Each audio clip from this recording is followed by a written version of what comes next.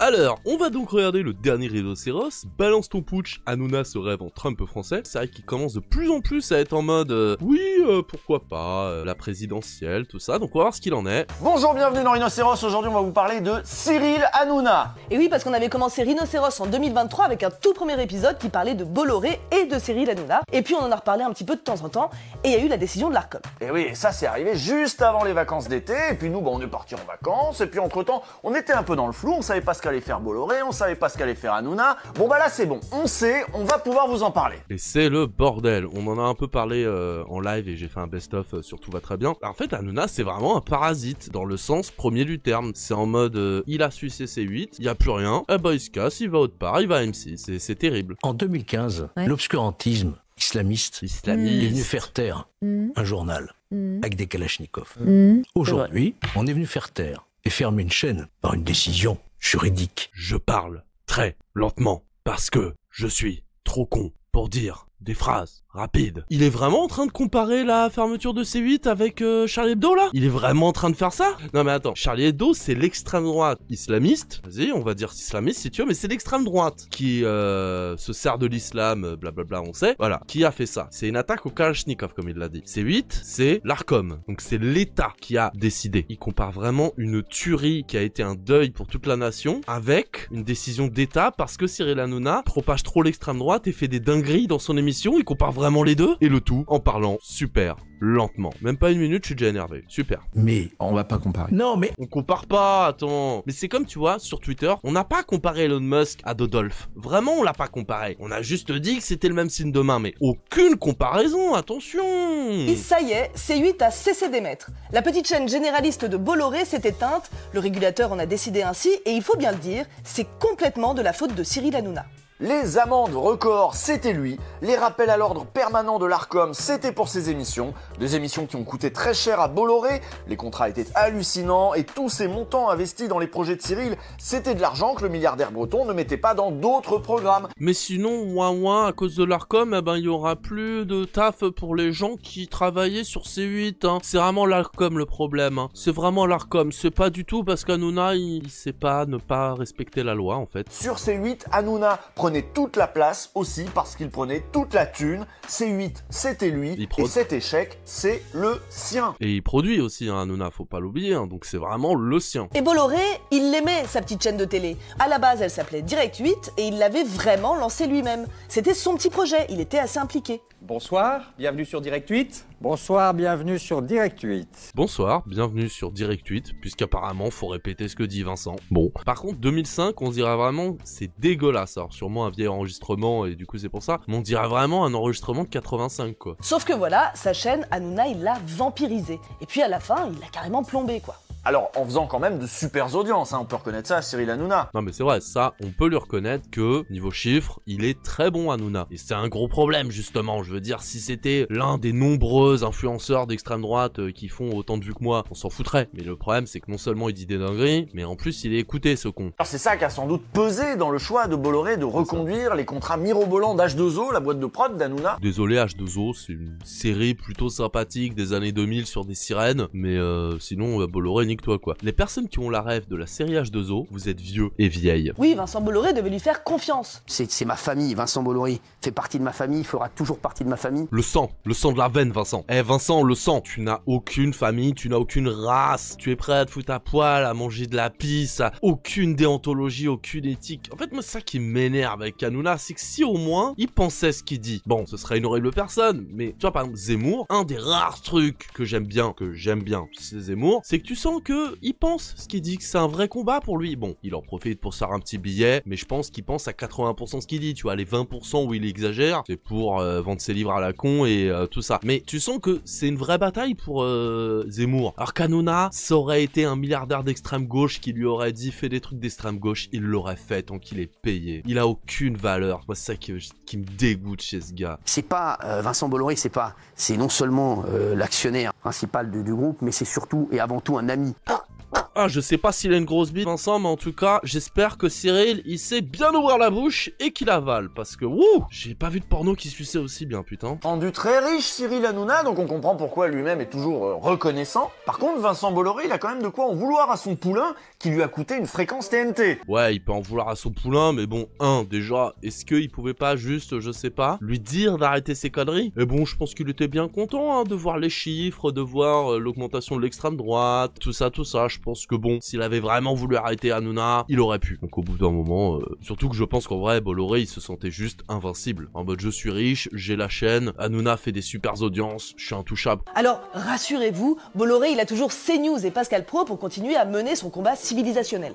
Qui se souvient encore des auditions de Bolloré et de ses collaborateurs à l'Arcom, au Sénat ou à l'Assemblée? Ils essayaient alors de rassurer leurs interlocuteurs sur leurs intentions. Bien sûr qu'ils respecteraient le pluralisme, évidemment qu'ils n'étaient pas en train d'orchestrer avec leur chaîne de vastes campagnes de propagande pour l'extrême droite. Allons bon, qu'est-ce que vous allez vous imaginer? Alors je sais pas s'ils orchestraient des trucs, par contre niveau orchestre, ils avaient que des violons à ce moment-là, hein. Voilà, parce que CNews raconte la vérité, reçoit tout le monde, enfin en tout cas tous ceux qui veulent y aller. Et C8 marche parce que là aussi il y a un espace de liberté. Je crois que vous recevez Cyril Hanouna demain. Vous vous demanderez pourquoi Cyril Hanouna fait plus de 2 millions de personnes tous les soirs jeunes qui viennent le regarder.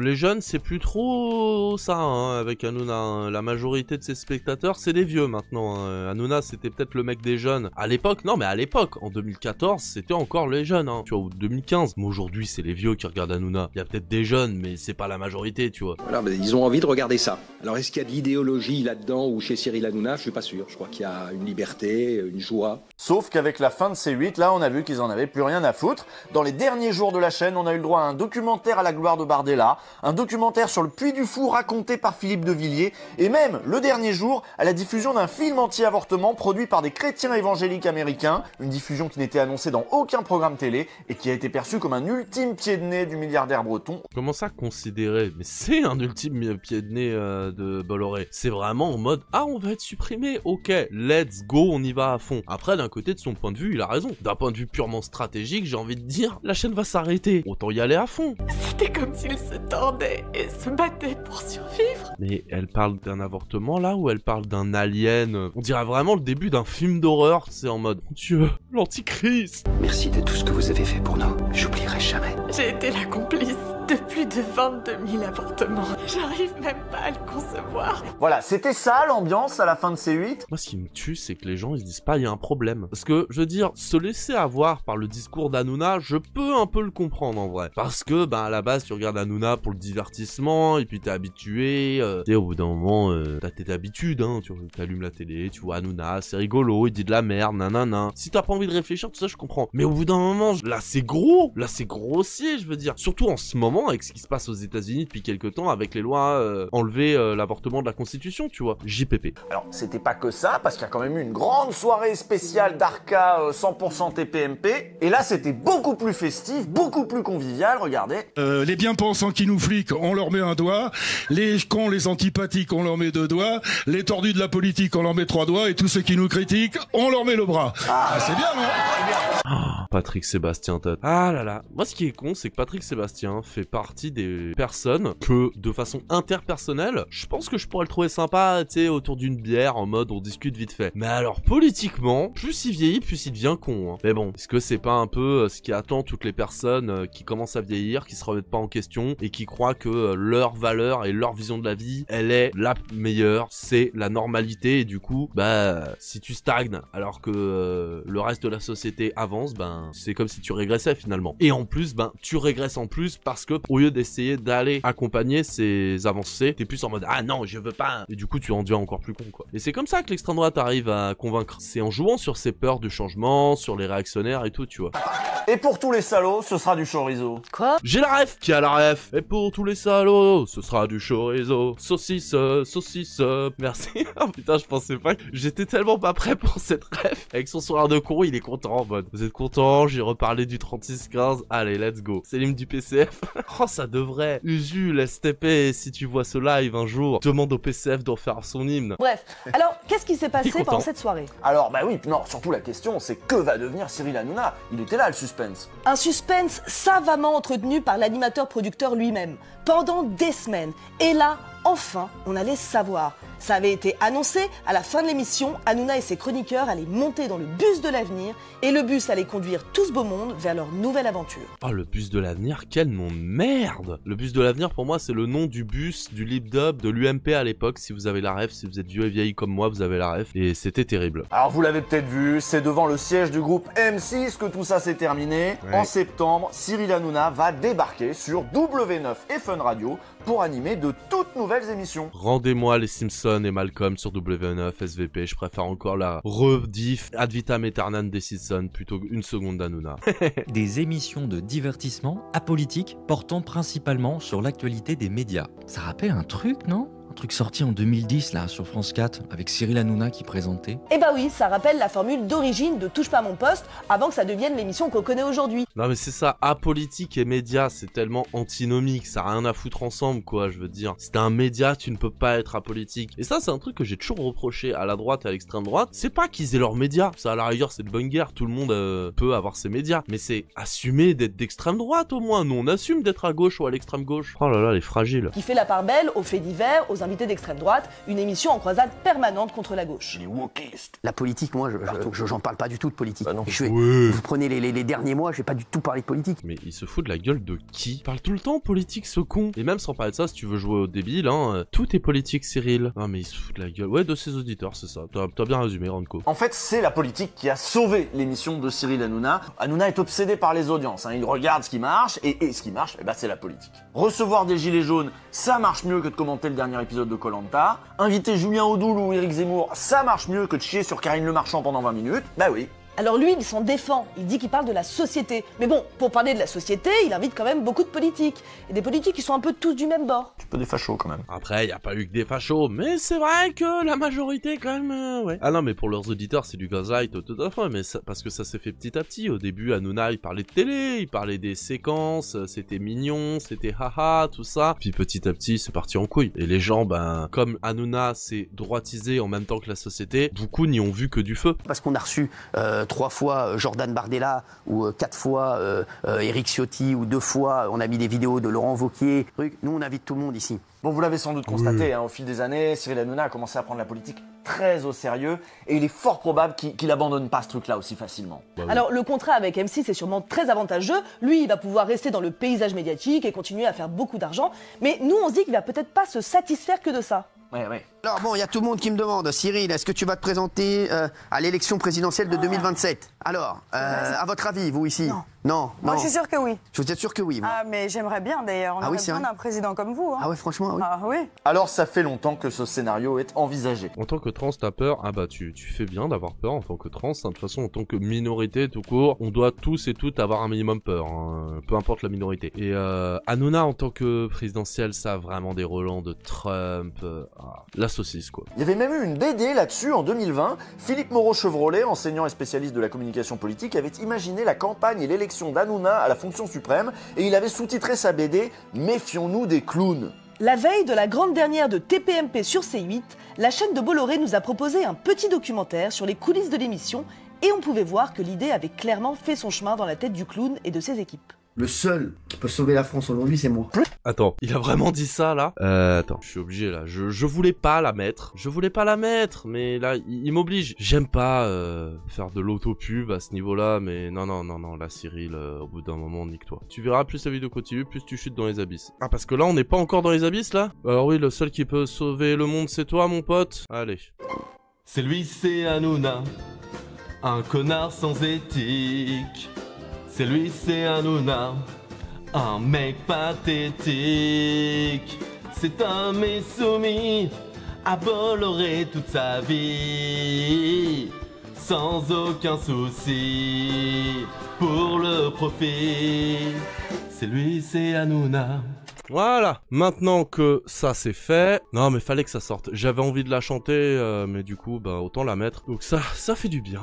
Allez. Tu me dis que c'est encore pire après, on n'est même pas à la moitié, allez. Plus sérieusement, Il faut voir ce petit docu parce que c'est rempli d'images. Je crois qu'ils se sont même pas rendus compte de ce qu'ils nous montraient, quoi. Il y a des trucs de fou. Tout va très vite désormais et les leçons du passé sont ensevelies sous les masses croissantes d'informations dont la plupart des gens ne sont plus équipés, patients ou volontaires pour les trier. Non mais c'est exactement ça, c'est la surinformation, le fait qu'il y ait des bulles de filtre de malades, le fait qu'en plus les gouvernements, les médias et certains lobbies et milliardaires poussent à ce retour en arrière et à cette désinformation. Il y a tellement de choses qui font que c'est la merde. Ah là là, mais bon, on continue hein, on continue de lutter. Il y a ton assistant personnel qui m'a laissé un message, il voudrait savoir à quelle heure tu comptes partir en week-end. Là, dans quelques jours, parce qu'il faut prévenir ton pilote pour savoir à quelle heure il met en route les turbines, qui doit lui prévenir le capitaine du yacht pour savoir à quelle heure vous débarquez du port. Oh, pardon, votre turbine, votre yacht. On y voit l'animateur Roy, avec sa petite cour de larbin. On voit comment il parle aux petites mains qui préparent ses émissions. Bon, c'est de la merde, hein, votre conducteur. Qu'est-ce que je vous ai dit à chaque fois?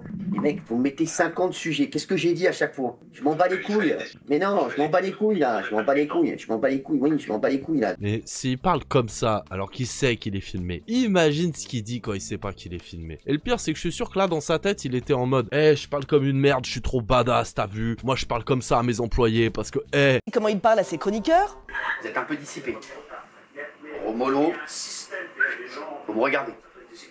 Dès que je vous dis de fermer votre gueule, vous discutez pas. Et on a une pensée ici pour l'équipe de tournage du docu lui-même, qui a dû suivre ce charmant personnage, ça n'a pas dû être facile tous les jours. C'est terrible, mais d'un côté, qui est surpris que ce soit une énorme merde? Non mais c'est ça, dans son cerveau, là, il se met en valeur. Dans son cerveau, là, il est en mode « Eh, je suis trop badass, je suis trop un lion, je suis trop un déglingo. » C'est pas le jour. Merci. Ça, Michel. J'ai pas le jour, je suis pas d'humeur. Vous me faites chier. Bah, d'un côté, si c'est pas le jour et que t'es pas d'humeur, fallait peut-être pas faire un docu en permanence sur toi, peut-être. Oui, bonjour. Oui, ça va? Qu'est-ce que vous voulez? Petite réaction avec ce qui se passe, les petites rumeurs. Vous m'emmerdez, vous m'emmerdez. Mais il a l'air adorable, Cyril, dis donc, vraiment, un humain comme ça. Mais c'est lui, après, qui va faire ouin, les pauvres gens qui vont être virés de C8, perdre leur travail. Mais t'as vu comment tu leur parles, aux gens? Moi, à leur place, je serais content de pas bosser avec toi, putain. Il faut voir aussi que dans les discussions, pour Hanouna, la présidentielle, c'est une hypothèse sérieuse. Elle est pas balayée du tout d'un revers de la main, c'est même un truc qui revient souvent. Ils en parlent en plateau, de toute façon. Oh, j'avais vu, d'ailleurs, je sais pas si vous avez vu, un mec qui comparait sérieusement Hanouna et Coluche. Qui disait, oui, fais gaffe, Cyril, la dernière fois qu'un humoriste auprès du peuple a voulu devenir président, c'est ce qui lui est arrivé. Oh là là, tu compares vraiment Hanouna à Coluche. On peut limite pas faire plus différent comme valeur politique. Si vous y allez pas, la France est foutue. Est-ce que le contrat contraignant et l'argent proposé par M6 vont suffire à le dissuader? C'est pas sûr du tout. Parce que malgré la fin de C8, l'émission Touche pas à mon poste ne s'est pas arrêtée. Depuis le 3 mars, elle est diffusée sur les box internet et sur YouTube. Cyril Hanouna a fait les choses en grand. Aidé par ses équipes et celles de Bolloré, il est en train de préparer la suite et son plan est très malin. La soirée de clôture de TPMP a été un énorme carton d'audience et c'est ce soir-là que Cyril Hanouna a annoncé à son public qu'il allait pouvoir continuer à le suivre ailleurs. En somme, il a organisé lui-même la conversion de son audience vers ses nouvelles chaînes, des chaînes à lui et rien qu'à lui. Là, on est à 120 000 sur YouTube. Franchement, allez nous suivre, bien sûr, en direct sur YouTube, Dailymotion, bien sûr, MyCanal. Quand tu vois tout ça, tu te dis, oh là là, dis donc, le manque de liberté d'expression, c'est vrai qu'il est muselé, Hanouna, on peut plus rien dire, bouhouhou. Bon, pour l'instant, sur ses chaînes YouTube et Dailymotion, ce qu'il va proposer, c'est du TPMP comme avant. Sauf que cette fois, il aura pas l'Arcom sur le dos et pas encore M6 sur les flancs. Et en plus, sur YouTube, il peut faire d'autres émissions, il peut faire d'autres choses, et du coup, mettre plus en avant ses idées politiques et les valeurs qu'il veut mettre. Bon, je pense qu'il s'est foiré, il se lance trop tard, puis il a perdu la notion du réel. On n'est pas aux États-Unis avec un rapport strictement bipolaire de la population. Il suffit pas de faire monter son groupe de supporters pour gagner au contraire. Ah mais totalement, je pense qu'il croit vraiment être beaucoup plus fort qu'il le croit et clairement c'est trop tard. Non mais tout ce que t'as dit je suis grave d'accord. Par contre je suis aussi d'accord avec Runco qui dit pour l'instant, et c'est là où il faut être vigilant parce qu'il y a pas si longtemps on se foutait pas mal de la gueule des États-Uniens et il y a quand même pas mal de trucs, on s'en rapproche de plus en plus, tu vois. Genre à l'époque de George Floyd, quasiment tout le monde était d'accord pour dire que c'était une horreur, à part les énormes racistes de ces morts. Et quand tu vois ce qui se passe avec l'affaire Naël, par exemple, tu te dis, sérieusement, on débat vraiment de ça là. Donc faut toujours faire attention, faut jamais rien prendre pour acquis. Mais pour l'instant, oui, je suis d'accord, 2027, Hanouna, non. Non, allez, s'il fait 5%, c'est déjà un miracle. C'est-à-dire que là, il n'est pas exclu qu'il puisse aller plus loin. Oui, il l'a dit, il a prévenu, dès le lundi soir, il a dit qu'ils allaient pouvoir continuer à rigoler tous ensemble et à parler de faits de société. La rentrée avec M6, c'est dans longtemps. Et en attendant, Cyril Hanouna est en train de s'organiser pour ne plus se retrouver dans une situation de dépendance pénible comme celle qu'il a connue avec Bolloré. Et tout ça, ça a l'air très bien préparé. Par exemple, tout au long de l'émission du 3 mars, Hanouna a mis en avant des marques. Plein de marques, n'importe lesquelles en fait. Vous savez qu'à la télé, on n'a pas le droit de citer de marque. C'est une règle conçue pour protéger les spectateurs de la pub déguisée, de la pub invasive dans les programmes. Bon bah là, Hanouna s'est dit qu'il n'était plus à la télé et que donc, il allait pouvoir se lâcher. Mais sur YouTube, y a pas un truc que certes, t'as le droit de montrer des marques, mais si tu fais des placements de produits, t'es pas censé le dire avec le petit cette vidéo inclut une offre commerciale? Alors, je suis pas une experte, mais il me semble quand même que sur Internet, si tu mets des pubs, tu dois le signaler. Internet, voilà. C'est pas le Far West non plus, non? Bah écoute, pour lui, ça a l'air d'être le Far West. En tout cas, il est libéré de l'Arcom, donc il vend ça comme une liberté. Ah, je peux enfin faire ci, je peux enfin faire ça. Et on comprend parce que l'Arcom lui avait déjà foutu des amendes sur le dos pour des histoires de pubs déguisées. Mais ce petit numéro là avec les marques, c'était pas tellement pour le public en fait. C'était pour les annonceurs. Regardez, aujourd'hui c'est des marques au pif, mais demain ce sera peut-être votre marque de soda, de bagnole ou d'assurance. Et vous voyez, ça cartonne, même sur internet, même sur les box, le public est là. J'avoue, d'un point de vue purement stratégique, c'est très malin de sa part, parce que ça fait parler, et oui, c'est une bonne carte de visite pour les marques. D'un point de vue purement stratégique, il a raison. Tout ce qui manque au programme pour l'instant, c'est un modèle économique viable, et c'est précisément ce que Cyril Hanouna est en train de construire sous nos yeux. Car Cyril Hanouna est un businessman, ça on peut pas lui enlever. Et ça aussi on le voyait très bien dans le docu TPMP Inside. Putain merde, c'est Tony, je dois acheter une pizzeria, j'ai oublié. Tu as acheté une pizzeria? Ouais putain, j'ai oublié, putain. Quel motif? Je voulais acheter une pizzeria.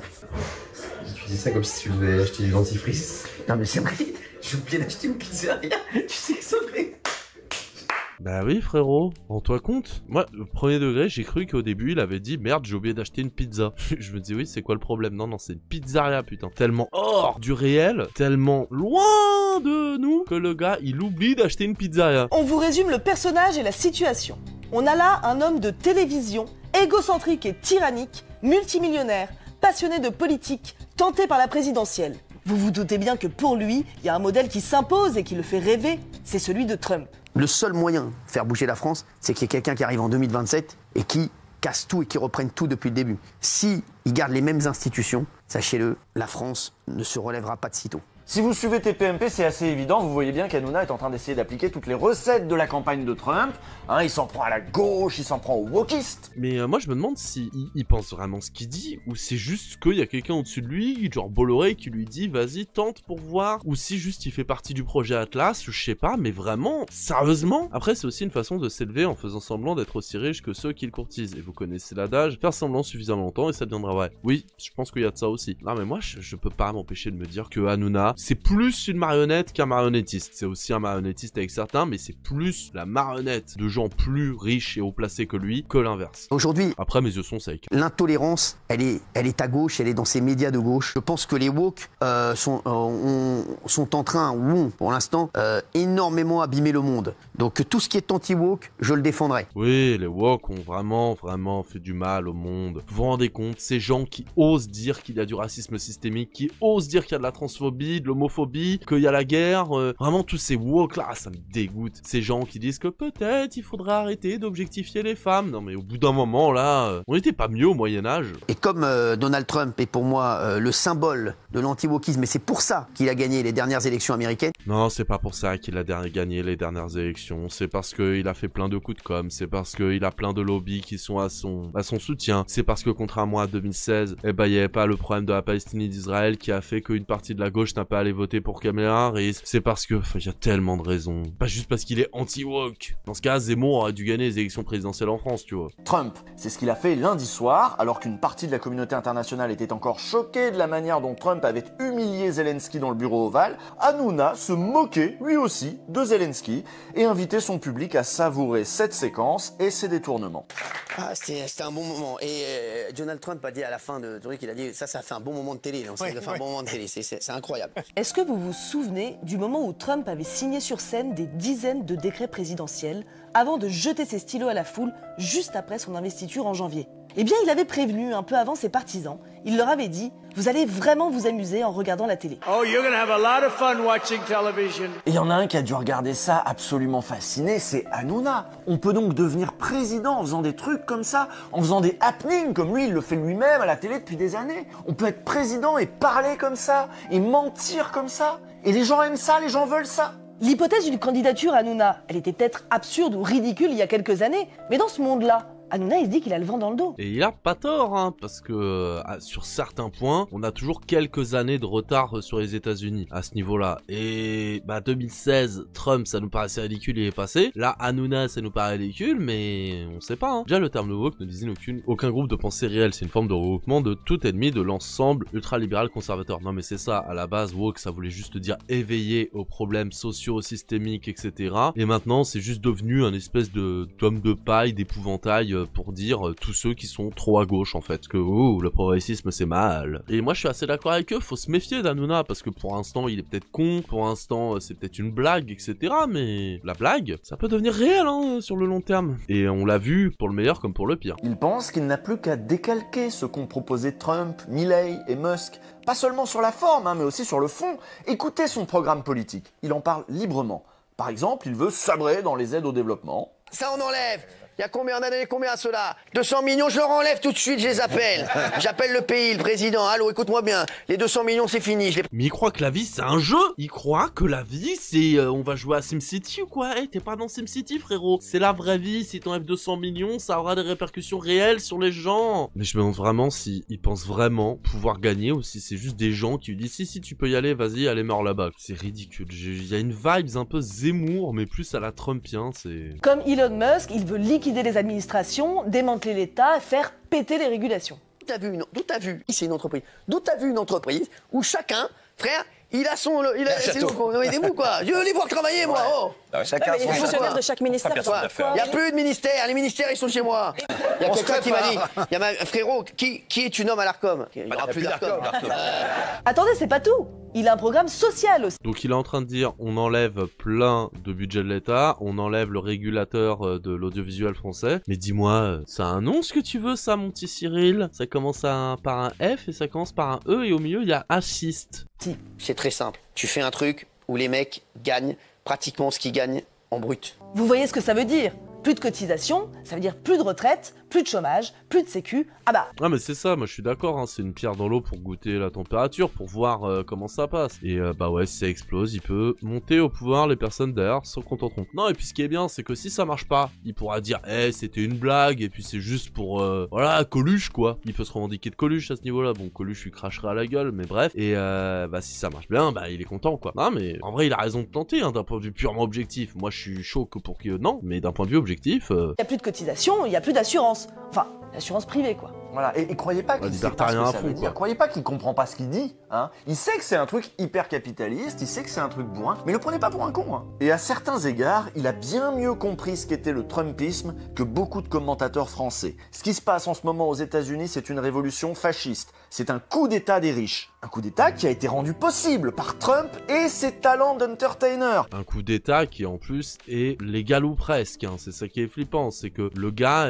déjà il a failli faire un coup d'état quand il a perdu contre Biden, mais même sans parler de ça, non, c'est vraiment flippant ce qui se passe là-bas, hein, vraiment. Et faut qu'on prenne les conséquences en France de tout ça. Hanouna ne se trouve pas moins talentueux, et quand il parle de tout foutre par terre et de changer complètement les institutions, c'est de ça qu'il parle, d'une révolution ou d'un coup d'état.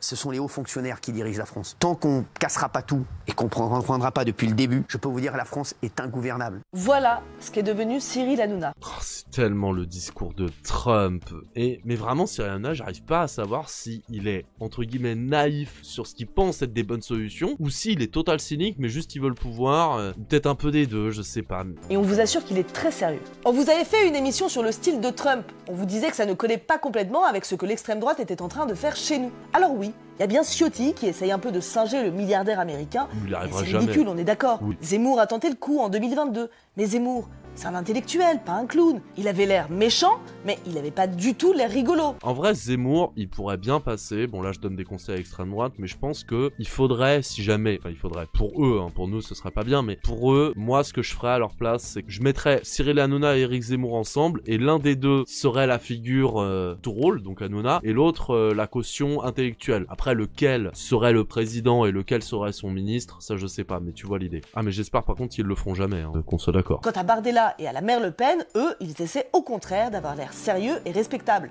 Tout l'inverse de la stratégie Trump. Par contre, Hanouna, oui, là c'est vrai que ça colle beaucoup plus. Parce que si le fascisme d'aujourd'hui doit être coloré, grotesque, spectaculaire, télévisuel, alors là oui, c'est lui qui est taillé pour le rôle. Alors, le décalque est grossier et les électeurs ne sont peut-être pas prêts à ce niveau de bouffonnerie et de vulgarité. Mais faut toujours se méfier des clowns. Oui, et puis surtout les spectateurs et les électeurs sont peut-être pas encore prêts. Parce que bah petit à petit, des choses qu'on pensait inacceptables il y a quelques années, bah ça devient acceptable. Il faut toujours faire attention à ça.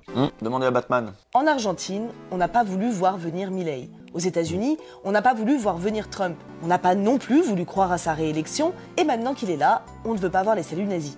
Sa réélection à Trump, je trouve que les gens étaient beaucoup moins délus qu'à l'époque. Hein. J'ai vraiment l'impression qu'il y a quand même pas mal de gens qui avaient conscience que non, là c'est chaud, là il y a un vrai risque, etc. en vrai. On ne veut pas voir les déportations et on ne veut pas admettre qu'un coup d'État est en cours. Donc nous, il va falloir qu'on soit plus malin que ça. Il va falloir déjà qu'on emploie les bons termes.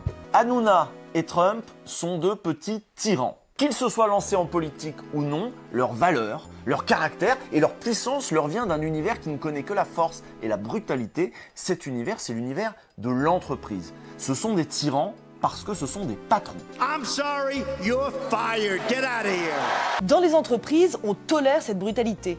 Le monde du travail subordonné est un monde où la violence est admise. On y accepte des situations de subordination et d'humiliation qu'on n'accepterait pas ailleurs. Vous voyez bien, on est dans des sociétés démocratiques, c'est-à-dire ça suppose une espèce d'égalité, un homme, une voix, on est des citoyens et tout. Alors il y a des espaces dans lesquels c'est pas vrai, l'école, l'espace carcéral, et puis il y a le travail, où la démocratie s'arrête aux portes de l'entreprise, comme le disait Jaurès, c'est-à-dire qu'on n'est plus citoyen une fois qu'on est au boulot, on est employé. On a des chefs, on a des patrons, on a une hiérarchie, et on ferme sa gueule. Voilà, on abdique sa liberté, sa dignité. Et du coup, par contre, si c'est un mec qui a ce genre d'état d'esprit, qui est à la tête du pays, peu importe le pays, bah ça fait que le pays devient une entreprise. Et on le voit même en France, hein, je veux dire, Macron, c'est pas une entreprise classique, comment il gère la France, mais il la gère un peu comme une start-up, tu vois, avec tous les mauvais côtés qu'il y a, que ça tienne pas sur le long terme, tous les reculs sociaux, etc.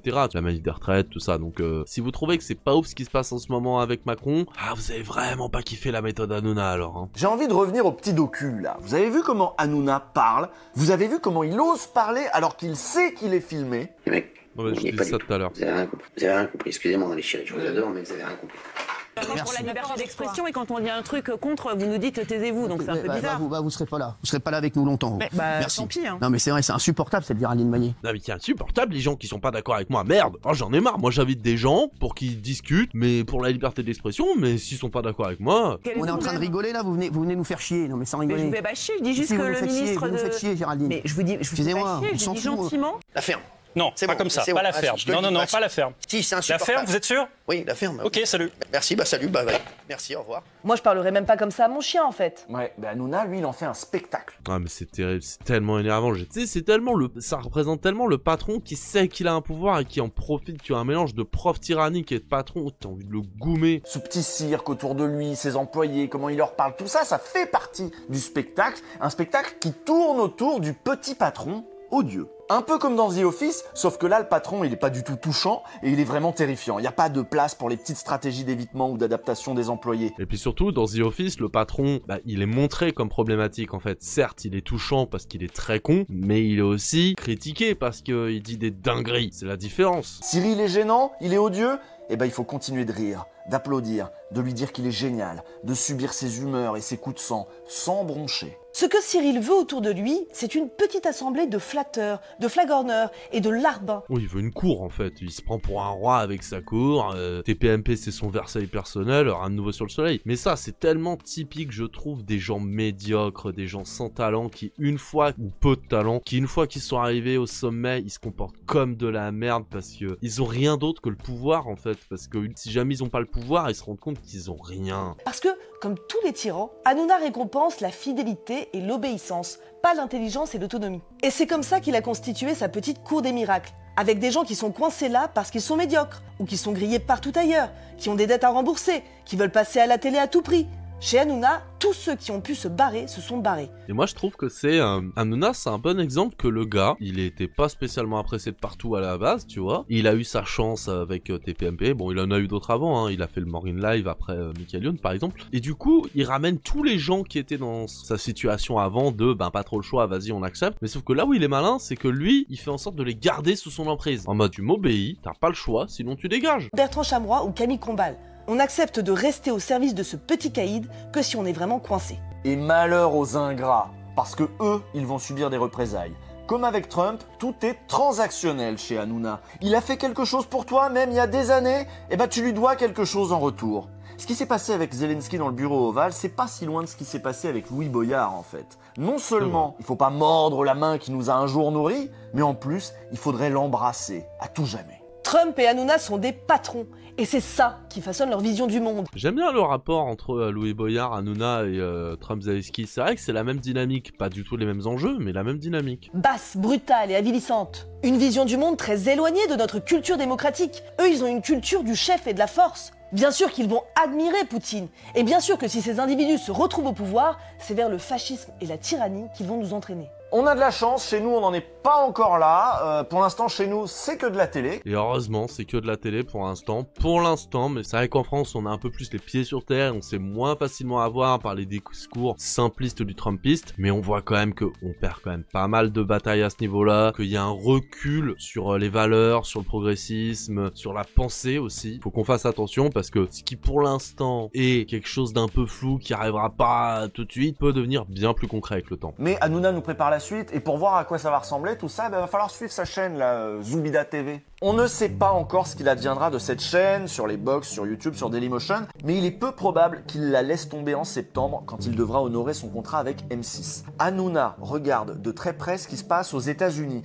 et il a sans doute vu la puissance des chaînes et des podcasts de l'alt-right dans le débat public là-bas. Il sait sans doute qui est Joe Rogan, c'est la star dans ce milieu-là. Sa chaîne cumule des millions et des millions de vues et il faut passer dans son podcast. Moins impressionnant mais tout aussi influent, Hanouna connaît sans doute aussi Tucker Carlson, un ancien de Fox News, viré il y a quelques années, et lui aussi il s'est lancé sur le net et ça marche, ça veut dire qu'il y a un modèle. Et ça, la chaîne YouTube, le podcast, il peut le faire sans Bolloré. Ouais, mais la grosse différence, je trouve, avec les podcasts états-uniens, c'est qu'en fait, les États-Unis, ils parlent anglais. Et du coup, leurs podcasts peuvent parler au plus grand nombre sur la planète. Donc peut-être que ces gars-là, ils sont aussi connus et influents pour la politique, mais c'est aussi parce qu'ils invitent des personnalités que même en tant que Français, Indien, Japonais, ce que tu veux, on peut être susceptible d'avoir envie de regarder le podcast. C'est quand même différent d'Hanouna, même si, oui, les podcasts, etc., ça peut être quelque chose d'influent. Il peut le faire sans M6. Si un diffuseur le lâche, il s'en fout, c'est à lui, c'est ses cadeaux maintenant. Et une fois émancipé, et puis sans l'Arcom sur le dos, mais qu'est-ce qu'il va pouvoir faire? Mais plein de nouveaux trucs. Il va peut-être pouvoir inviter des personnes encore plus radicales, des complotistes encore plus zinzins que Fabrice Divisio, ou des fachos encore plus fachos que Zemmour et Odoul. Il y en a, ça manque pas, il y en a plein Internet en fait, des tarés comme ça. Oh là là, on va avoir des interviews de Papacito, Cro-Blanc et Raptor. Oh là là, non, en vrai, je pense pas qu'on aura eux. Hein. Quoique, peut-être l'un des trois, mais ça annonce du lourd, ça annonce du lourd. Se lance ou pas à la présidentielle, Hanouna est en train de se créer un espace à lui. Ça, c'est vrai. Un espace politique et médiatique dont l'extrême droite va assurément avoir besoin à l'avenir. Et la grande question là pour le reste de l'extrême droite, c'est est-ce qu'il va les aider ou est-ce qu'il va les gêner? En tout cas, un pouvoir de nuisance, c'est encore un pouvoir. Et c'est assurément de pouvoir dont rêve Cyril Hanouna. Ça commence à se voir. Et nous, on se retrouve dimanche, dans 2 semaines. Je sais pas pour vous, mais moi j'ai trouvé vraiment très bien. Après, est-ce que y a quelque chose de nouveau vis-à-vis d'Hanouna? C'est toujours intéressant le côté faites attention.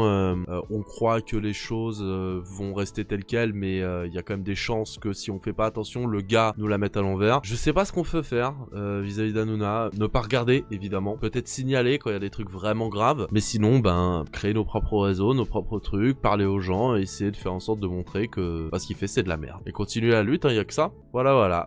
Tout va bien.